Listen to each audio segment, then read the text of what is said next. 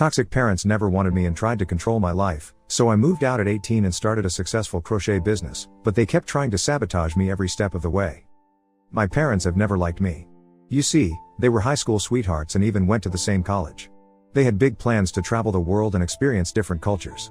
But all of those dreams were shattered when my mother found out she was pregnant when they were still in college. They wanted to terminate the pregnancy, but their parents did not allow them to do so. Eventually, my mother had to drop out of college to stay with her parents because she could not take all the people staring and gossiping about her. This is how I was born. My mother hated me, but my grandparents absolutely adored me. For a very long while, I thought my mother was actually my sister and my grandparents were my parents, since my mother never spent any time with me. She would ignore me or scream at me if I tried to get her attention. My dad also would never come and see me, so I had no idea that he even existed. My parents were still dating during this time. Now don't get me wrong, I understand that my parents did not want a child, but I was just a child and I did not understand their hate for me.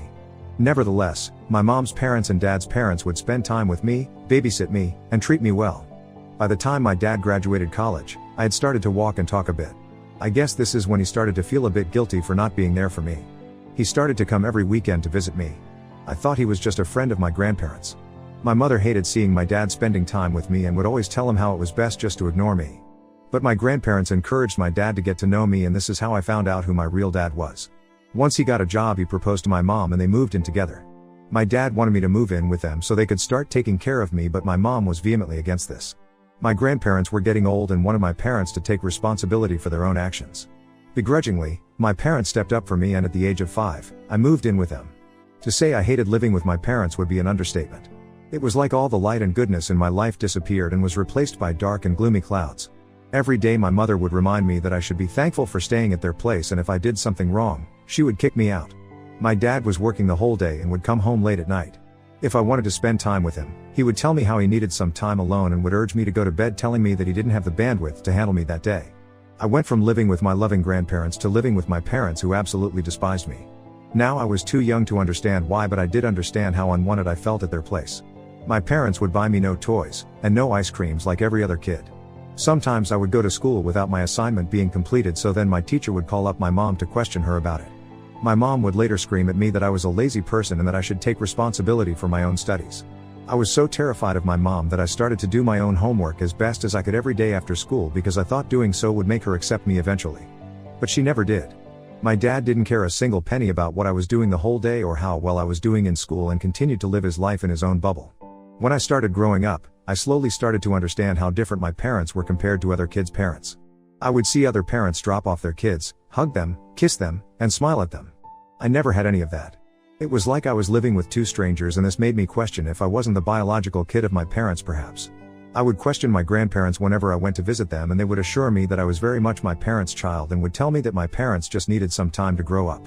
Meanwhile, my mother would say hurtful things to me whenever she could.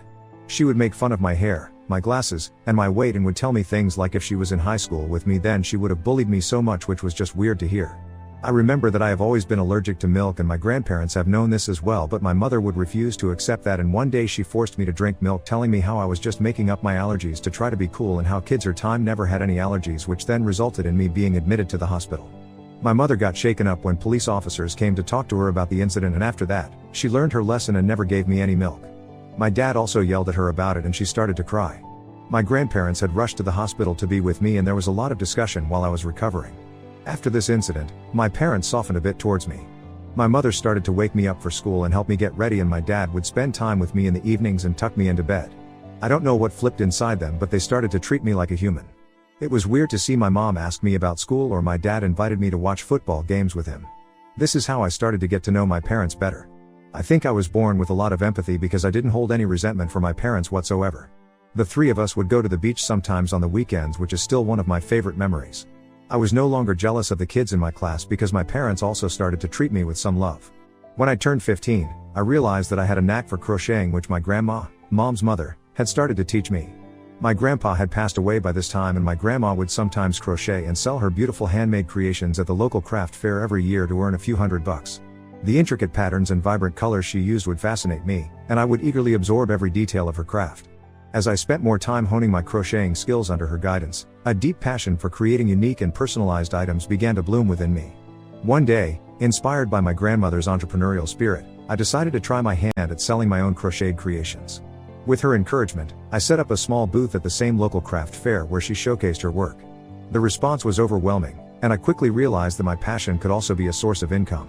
Word spread about my talent, and soon, I found myself taking custom orders from classmates, friends, and even people in the community. Each piece I crafted told a story, and customers were drawn to the idea of owning something handmade and unique. As my small business grew, so did my skills and creativity. I began experimenting with different yarn textures, colors, and patterns, pushing the boundaries of traditional crochet. My creations evolved from simple scarves and blankets to intricate wearables and home decor items. The positive feedback and repeat customers fueled my determination to refine my craft further. When I started to earn significant money, my grandmother suggested that I should have a savings account so I could save this money for college. When I talked with my parents about this, their eyes widened in shock hearing about what I had been earning. Until then, they thought it was just my stupid hobby, but when they realized that I was earning quite well for someone of my age, they vehemently refused. My dad threatened to burn all my pieces and told me how he wasn't working so hard to pay for my education for me to waste my time on these stupid things, and my mother told me that I was banned from going to my grandma's place. They demanded that I give them the money I had earned, but when I told them that it was all with grandma, they called her up and started to yell at her. When my grandma found out that they were trying to steal my money from me, she basically refused to give them anything while my parents screamed at her about how they deserved every cent. This is how I realized that my parents had never changed over the years. They were very much the same, selfish and self-serving. I could not just give up my passion for crocheting, and I wasn't going to lose out on earning money from this successful side business which could potentially help me through college. Seeing how my parents were behaving, there was a good chance they might not even send me to college, so I needed to take matters into my own hands and work for my future. I had to come up with a plan so I could go to my grandma's place every weekend and work on my designs. I started to lie to my parents and tell them how I was spending time and sleeping over at my best friend's place, who also knew about the entire situation with my parents and supported me. I would then go to my grandma's place and we would crochet away so we could fill in the pouring orders from our clients. While my grandma continued to play a pivotal role in building my business, I also embraced different online platforms like Instagram, TikTok, and Facebook to reach a broader audience. Social media became a powerful tool for showcasing my work and connecting with fellow artisans. The digital realm opened up endless possibilities, allowing me to share my passion with a global community. As the years passed, my small booth at the local craft fair transformed into a thriving online business. My grandmother helped me open a bank account with her as the co-owner of the account. I trusted my grandma inexplicably, and it was thanks to her that I could save up all the money I was earning for my college. My grandma believed in me when my own parents wanted to just take away my money for their own use. Once my mother went through my phone without me knowing about it, and she found out about my online business and how I was still operating it behind their back. This resulted in a huge fight with my parents screaming at me and my grandma. They demanded that I withdraw all the money I had earned and give it to them, since they had raised me and taken care of me all my life. I was on the verge of tears while trying to make them understand that this was for my college and that I wasn't really doing any harm to anyone. My dad screamed that I had gone behind their back and that he could not trust me anymore. My mother asked me to delete my Instagram page and stood right next to me to check if I was really deleting it. I cleverly deactivated my account instead so that later I could activate my account once I was free from my parents. Then, they implemented strict phone restrictions from 9 a.m. to 4 p.m. and 12 a.m. to 8 a.m. They also started tracking my location and monitoring my entire internet history, with notifications triggered if I searched for anything deemed bad, even innocuous things like shopping for underwear. I was allowed to go out with my friends only twice a week, but I had to come straight home afterward, otherwise they would call me and my friends multiple times. Occasionally, I was allowed to hang out with my grandma for a couple of hours after school, but they banned me from doing any crocheting with her, otherwise they threatened to take away my phone and internet access. There were so many days that I just wanted to run away, but I was still 17 and had no way out. I requested my parents to let me have a part-time job at the local cafe, which they allowed, but told me that I had to pay them 30% of what I was earning. I agreed without any fights. I would give them 30% of my earnings every week, and the rest 70% I would give to my grandma to deposit in my bank account. My parents would continue to make my life difficult by regularly barging into my room at odd times to check my room, go through my chats and emails, and monitor my location. If I didn't listen to them or follow their rules, I was either grounded or they would force me to give them more of my earnings that week. Regardless of what my parents were putting me through, I concentrated on working hard at school and getting good grades. I knew that I needed to get into a good college to escape this life, so I worked my ass off. The night before I was going to turn 18, I packed up whatever it was that I had bought for myself and left other things like my clothes and my phone in the room. I made sure to wipe my phone clean so they would not find out anything about me. I also knew my parents would not allow me to take anything that they had brought for me, so I didn't take any of their stuff. The plan was already set. My grandma came to pick me up early in the morning so I could finally move in with her. My parents were shocked to see me moving out and started fighting with my grandma, saying they were going to involve the police. I told them to go ahead since I was 18 now and could do whatever I wanted. My parents then tried to blackmail me and said how they would tell everyone about what an ungrateful daughter I was and that everyone would shun me for leaving my parents, but I did not care. They even threatened that they would not help me for college, but I just smiled since I had saved up enough and was even up for a scholarship, so I no longer needed their help. As I walked out of the house, I felt a mix of fear, relief, and determination. Little did I know, my journey was about to take an unexpected turn. The first few weeks at my grandma's place were a breath of fresh air. The strict restrictions were lifted, and I could finally breathe without the constant monitoring. The first thing I did was buy myself a new phone and get a new mobile number. Next, I went to the bank with Grandma and took all my relevant documents so I could convert my minor account to an individual account. I was so happy to finally get my own card and account where I no longer had to ask for anyone's permission. I also deactivated my Instagram account so I could get back to my crocheting business. My grandma was very supportive and even offered me a small space in her house to set up a makeshift studio so I could get back to crocheting. Just a week after I had moved out of my parents' place, I found out from relatives and old neighbors that my parents had set up a party where they were finally celebrating their independence. Apparently, they were extremely happy that this was the start of their new family free from the burden of having me around and were telling people how they finally could live child-free. They had invited other child-free friends and had posted multiple pictures of them laughing and drinking throughout the night with not a care in the world. Initially, the news stung. The fact that my own parents were celebrating my absence just a week after I had left them, showcasing their newfound freedom, felt like a cruel twist of fate. My dad's parents were also shocked to hear them celebrating and they tried to reach out to me. They would travel a lot in their RV exploring around the country, so it had been years since I had talked with them. When they finally got my new number from one of my cousins, they immediately called me asking me about everything. I told them the truth about what had happened between me and my parents and how I had left home. They were shocked to hear how my parents had been abusing me. They questioned me why I didn't reach out to them for help, but I told them about how my parents would monitor my phone, so I wasn't allowed to talk to a lot of people except a handful of friends and my grandma. This is when my dad's parents told me about how my parents never wanted me in the first place, but they thought they had changed over the years once I moved in with my parents and begged me to forgive them for not being there for me through all this. They also talked with my grandma, who told them about the various fights she had with my parents in order to protect me. After this, my dad's parents took it upon themselves to tell each and every family member about what my parents had put me through. Slowly, the news spread through my relatives and family friends, and everyone started calling me and offering their support. I was surprised to see how sympathetic everyone was to my plight.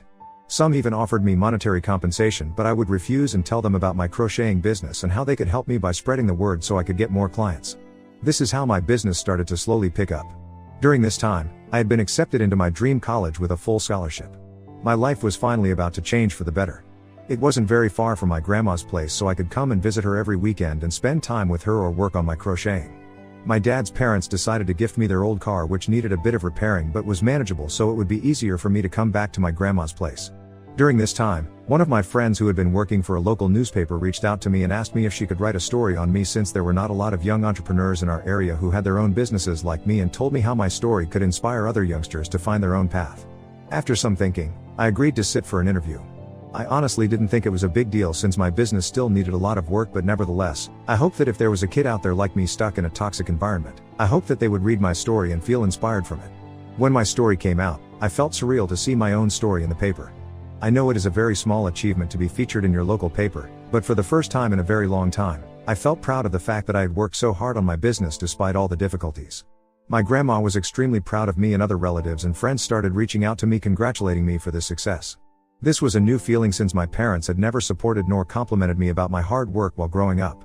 My parents must have read the story as well, so they called my grandma to scream at her about how I betrayed them by going behind their back. They told me and grandma that since I had started the business while still living with them, I needed to not only give them credit publicly since relatives had been bashing them ever since I told them about their controlling behavior, but that I needed to share with them my profits as well. They threatened to take me to court, but my grandma told them that I had done all the business under her roof, so they could try going to court over it if they wanted, because they would lose. I was so pissed at how my parents were behaving that I wanted to scream and yell at them, but I knew I could not do that. So instead, I organized a small celebration and invited my close family members and friends so we could celebrate the success of my hard work and business. I was anyways going away to college, so I felt like I deserved one last hooray with people who genuinely loved me. We had a great time throughout the night. Of course, word got spread to my parents, and I don't know how, but they got my hands on my new number, so they have been texting me about how I'm just an ungrateful daughter and about how they wish they never had me. My dad had even sent a long text about how he spent all his life providing for me, and yet here I was, wasting away my money by celebrating with other people. Ida for having a party to celebrate with my loved ones when my parents also had a celebration after I moved out. Update 1. When I posted my story on Reddit, I had no idea it would blow up in just a few days. I have seen my story on TikTok and it scares me that my parents might find out about this. For my sake, please pray that they don't find out anything. Now, as per the comments, I understand that a lot of people want me to block my parents permanently, and I plan on doing exactly that. However, I do want to send them a final email telling them about everything that they have put me through so they know exactly what I have been going through. I am not a doormat like some of you have been calling me. I am just a kid who had extremely toxic parents, and it's difficult for me to drop them. Society always teaches us about how our parents always want the best for us, but no one ever teaches us about what to do when you end up with toxic parents and how to cut them off. I understand if some of you are blaming me for letting my parents walk all over me, but please do understand that I am young and I am learning slowly to stand up for myself. Update 2. Hi everyone. Thank you to some of the people who have reached out to me with supportive messages and let me know about similar situations they have gone through. Now, as I had updated earlier, I did write an email to my parents. My grandma also helped me pen down my thoughts more clearly. I am just going to copy and paste the email content here. Dear Mom and Dad, I've spent a considerable amount of time reflecting on our past, present, and the potential future of our relationship. It's with a heavy heart that I've come to the realization that, for my own well-being and growth, I need to sever ties with you both. I have spent my entire childhood yearning for your love and attempting to meet your expectations, but for some reason, I was never enough. Over the years, I've worked tirelessly to understand the reasons behind your apparent dislike for me and strive to be accepted into your lives, but you both never accepted me. From the earliest memories, when Mom forced me to drink milk despite my allergies, to the times I felt like a stranger in my own home, your actions have shaped my perception of how toxic our family is. Yet, through it all, I held on, hoping for a change, for a connection that never happened, unfortunately. When I found solace and purpose in crocheting, thanks to Grandma's guidance, I thought it might bridge the gap between us. As I built my business, your attempts to undermine and control me only solidified my decision to break free from the toxic environment. Your insistence on claiming a share of my hard-earned money, threatening legal action, and attempting to control my celebrations only further highlight how toxic you all are for me. I want you to understand that this decision is not an act of revenge or an expression of anger. It's an act of self-preservation, a step toward building a life that is free from toxicity and filled with the love and support that every child deserves. I harbor no ill will toward either of you, but I need to prioritize my mental and emotional well-being. I thank you both for pushing me to become independent and for underestimating the potential within me, and I wish you both the best in your future endeavors. I hope you both are finally happy without me. I request that you respect my decision to no further contact. Let us part ways amicably. I won't lie, but I had tears while writing this email to my parents. I know that I should be strong and remember all the bad things they have done to me, but it's so hard to cut off your parents. As children, we are conditioned to love them, and it's difficult to come out of that thinking. After sending the email, I blocked them from everywhere. In a few days, I will be going away to college, so I am a bit nervous about it. My grandma and my dad's parents are going to help me move into my new dormitory. I am excited about meeting new people and having new friends. To everyone asking, my crocheting business is doing well and I won't quit it regardless of my college. I love making unique designs and this is my passion, so I will work hard to manage it with my studies. This is the only update I have for now. Update 3. Wow, it's been 6 months since my last update. I can't believe it's been so long and how different my life is now. First and foremost, I am thriving in college. The classes are challenging, but I'm putting in the effort and maintaining good grades. I know in the long run, despite my crocheting business, I need a college degree to fall back on. I have also made some incredible friends in college. Thanks to them, I even get more orders to crochet. College life has allowed me to explore new horizons and meet different people. It's a refreshing change from the isolation I felt back home. I even have a boyfriend now called Kyle. I mean, it's just been 2 months since we started dating and we are still getting to know each other. He is a sweet guy, so we will see how this goes. Every weekend, I make it a point to visit my grandma. We have been working from her makeshift studio to fulfill our crochet orders. The business is booming, and the positive response from our clients is overwhelming. It's amazing how pursuing my passion has not only provided financial stability but also a sense of purpose and fulfillment in my life. As for my parents, it's been a quiet 6 months. Since my heartfelt email, they haven't attempted to contact me. My grandparents informed me that my parents received a lot of flack from everyone, hence they decided to sell everything and move out of the country, likely seeking a fresh start away. I don't know where they are, and truth be told, I don't really care. The fact that they chose to leave without any attempt at reconciliation or even a single apology speaks volumes. I genuinely hope they find happiness wherever they have gone and can pursue the things they have always wanted to do. It's time for me to focus on my own journey and continue building the life I have always dreamed of. I want to express my gratitude to all of you who have been following my story and offering words of encouragement. Your support has meant the world to me. If there's one lesson I have learned through all of this, it's the importance of surrounding yourself with people who uplift and believe in you. Thanks to my grandma and friends who believed in me. This will probably be my last update. Thank you everyone.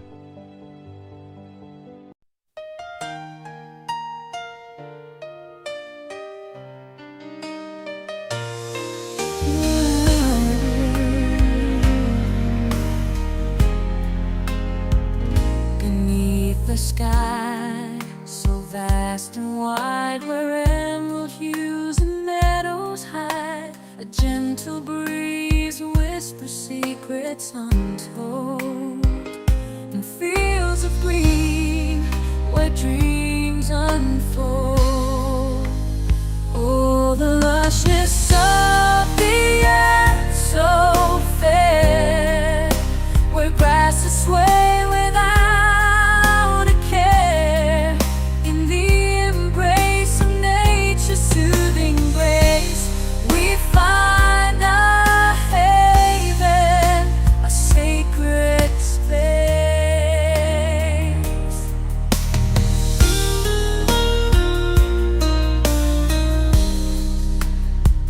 Trees reach high, touching the sky. The leaves a canopy, birds soar by. Among the grasses, flowers bloom. In the sanctuary, spelling gloom.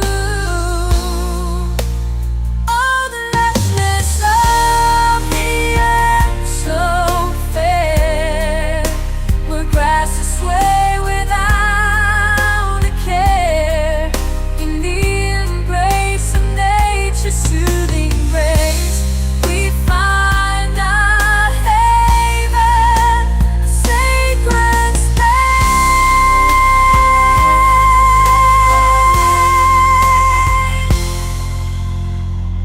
In every blade a story told of resilience, of life's unfold.